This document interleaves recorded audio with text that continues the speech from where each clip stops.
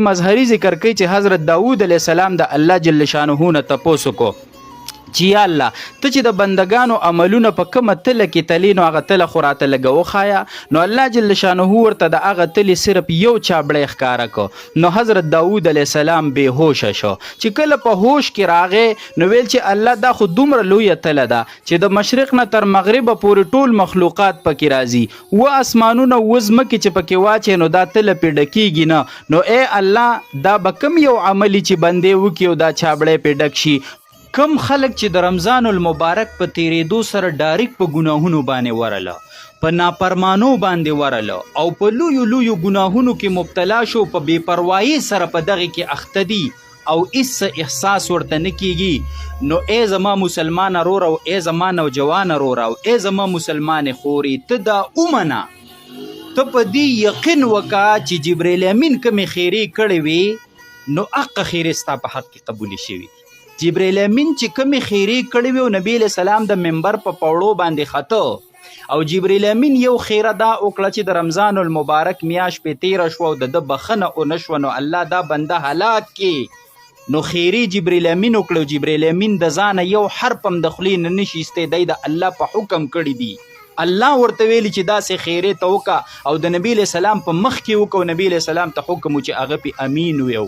نو د الله په حکم وشوې او خیرې د جبریل امین د خولې دي، دا څومره خطرناک دي او د دې نه پس پې د نبی علیه السلام په خوله مبارکه امین دی. او د امین مطلب دغلته دا دی چې یا الله د جبریل امین دا خیرې قبولې کړي چې دا کمې کړي. نو ای زما نوجوان وروره چې د رمضان په تیریدو سره په تیزۍ سره په ګناه داسې ورلې، ته به وې د دې ګناه نه چا په جیل کې بند کړی وي او ناڅاپه یې په دې ګناه ور پرېښودې، ته په ځان پوهه شه چې د رمضان دا میاشت کومه تیره شوه که نه، د دې خیر او برکت ستا نصیب نه شو، 1% اثر یې در باندې نه دی کړی او د جبریل امین په خیرو کې رالی او دا به ستا دپاره د تباهۍ او د هلاکت ذریعه څه کېږي ګرځي. نو پام کوه نوجوانه، داسې مه کوه. نن سبا بیریش او بیګیرې نوجوانان چې الله ورله سپینې چمړې ورکړي دي او ښایست یې ورکړی، بېدبي دې ماپي. نن سبا الکان خرڅیږي، په هلکانو نمایشونه کیږي، په هغوی باندې پیسې شیندل شي، هغوی چې کوم دی د مالدارو خلکو ساتلی دي، میلې ولګېدې په دې رمضان کې، د دې اوس چې کوم دی په دې پارکونو کې د چکرو په موقع، د زیارتونو په موقع، دا څه روان دي زما ورونو؟ دا موږ بدمنۍ له دعوت ورکو، دا موږ د رزق تنګدستۍ له دعوت ورکو، دا موږ د الله سات په سات عذابونو له دعوت ورکو، دا موږ د الله خفګان له دعوت ورکو. او زمونږ نور څه وستی، زمونږ کار آواز اوچتول دي، په تا آواز کو، تا ته یو چې مسلمان وروره زما د آواز بل ته ورسوه. حکومت وقت ته ویو چې تعالی الله زور درکړی دی، ته د لاس په زور دا ګناهونه او دا فحاشي او دا بدعملۍ منع کړه. ورنه نبی علیہ السلام فرمایي چې الله زما هر امتی ته بخښنه کوي، خو چې کوم علل اعلان په ګناه کې مبتلا دی، د په دې خپله ګناه د ټوله معاشره ګنده کړې ده او نورې معاشرې ته هم توجه دي ګناه طرف ته راتاوی، الله به زما داسې امتي ته بخښنه ونه کړي. زه خو حکومت وقت هم ویم چې راونیسه او دا فحاشي او بدعملي بنده کړه، که نه بندې قسم بالله چې د قیامت په ورځ به ته اول نمبر حکومت وقت ویم، ته به په دې کې ګیرې. او بیا چې کوم په معاشره کې عام خلک دي چې هغوی په بچي باندې د لاس نیولو وس کېږي، د ټق وس یې پې کېږي، د حکم وس یې پې کېږي، بیا هغه ته ویم زما خو کار دا دی، زه خو به سوال وکم، زه خو به منت وکم دې نوجوان ته چې نوجوانه دا په کوم حل کې لګي، دا موږ نن امت د کومو مشکلاتو سره او د کومو حالاتو سره او د کومو چیلنجونو سره مخامخ دی. دا په زیارتونو کې څه شروع دي، دا د چکرو په موقع څه شروع دي، دا نوجوان چې د کوره روزي او په کومه نشه کې دی راووتو، ستا په کور کې تورسرې مور ده او ستا په کور کې پلار دی، ته د هغوی د زړه ټوکړې، ته ډېر په نشه کې د کوره راووتې، خو تا ته پته نشته چې هغوی الله ته لاس اوچتوي چې الله دا بچی مې ډېر قمقل دی او دا نافرمانه دی، او یکدم دې د پلار نافرماني شروع کړه، یکدم دې د مور نافرماني شروع کړه او د هغوی خبره نه منې. نو پام کوه نوجوانه، ډېر غلط طرف ته روانې او په دې باندې سوچ وکئ. او که د روجې میاشت ختمه شوه نو د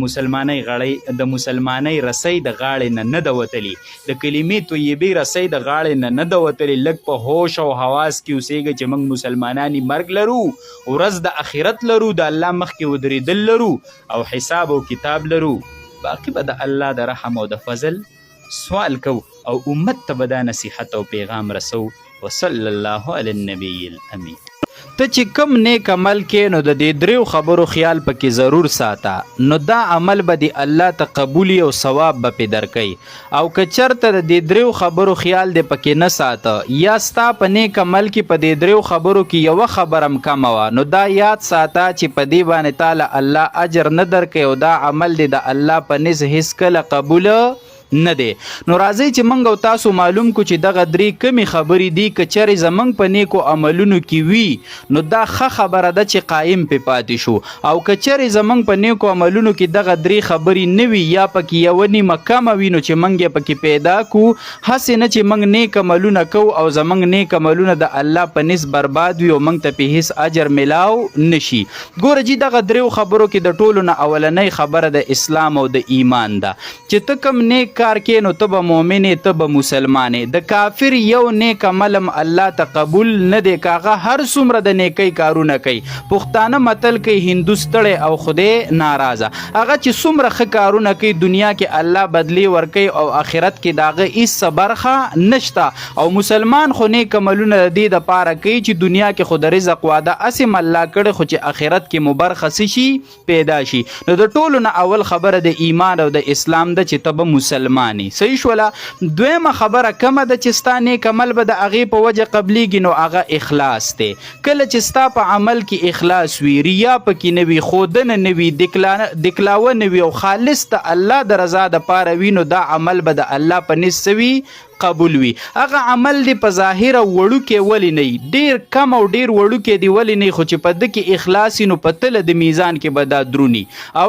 په کم عمل کې چې اخلاص نه نو په ظاهره دی هغه عمل ډیر ولې نه او په جوسه دی غټ ولې نه خو په تله د میزان کې به د وزن نه وي. مثال به د مالوچو د پڼ وي چې جوسه به غټه وي خو تول او وزن به پکې نوی. نو لحاظه اخلاص به ته په عمل کې پیدا کې او د اخلاص په باره کې یوه ناشنا خبره درته وکم. تفسیر مظهری ذکر کوي چې حضرت داود علیه السلام د الله جل شانه نه تپوس وکړو چې یا الله ته چې د بندگانو عملونه په کومه تله کې تلي نو هغه تله خو راته لږه وښایه نو الله جل شانه ورته د هغه تلې صرف یو چابړی ښکاره کړ. نو حضرت داود علیه السلام بېهوشه شو چې کله په هوش کې راغی نو ویل چې الله دا خو دومره لویه تله ده چې د مشرق نه تر مغربه پورې ټول مخلوقات پکې راځي و اسمانونه و ځمکې چې پکې واچې نو دا تله پې ډکېږي نه نو ای الله دا به کوم یو عملي چې بندې وکړي او دا چابړی پې ډک شي. نو الله جل شانه ورته وی چې داوده کله چې زما یو بنده یو کجوره په اخلاص سره ورکی نو زه پې دومره خوشحالیږم او دومره ثواب پې ورکوم چې دا یو چابړی د هغه ثواب نه څه شي ډک شي. سبحان الله. ګوره دلته په ظاهره عمل ډیر وړوکی دی یوه کجوره څه څیز دی خو چې کله په دې کې اخلاص دی او دا د الله د رضا دپاره ده او دا د زړه په درد سره د الله د رضا دپاره ورکړی شي نو الله پې دومره ثواب ورکوي چې د وو اسمانونو او د وو ځمکو نه هم د دې ثواب څه دی دا ډیر دی